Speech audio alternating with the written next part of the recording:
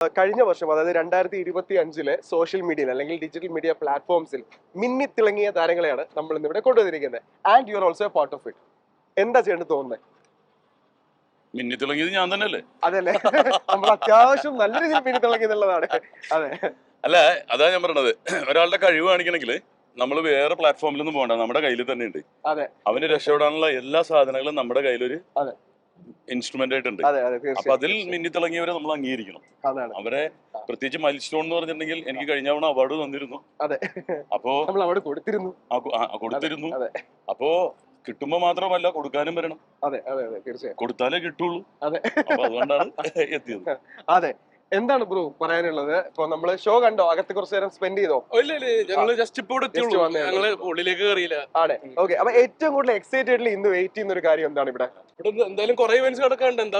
എന്തൊക്കെയുണ്ടെന്ന് നോക്കാം, കണ്ടറിയാം. ആണ്. ഓക്കെ. നമുക്ക് എപ്പോഴും സോഷ്യൽ മീഡിയയിൽ കൂടെ ആയിക്കോട്ടെ അല്ലെങ്കിൽ ചെയ്യണം, നമ്മൾ പേഴ്സണലി പല സമയത്ത് കണ്ടിട്ടുണ്ട്, നമ്മൾ ഇന്റർവ്യൂസ് ചെയ്തിട്ടുണ്ട്. അപ്പൊ നിങ്ങൾ തമ്മിലുള്ള ഒരു ബോണ്ട് ഇസ് വെരി ഡിഫറെന്റ്. ഇപ്പോ പൊതുവേ പറയും നമ്മള് മക്കള്, അതായത് ആൺമക്കള് അമ്മമാരോട് കുറച്ച് കൂടുതൽ അടുപ്പമുണ്ട് എന്നും പറയുന്ന ആൾക്കാരുണ്ട്.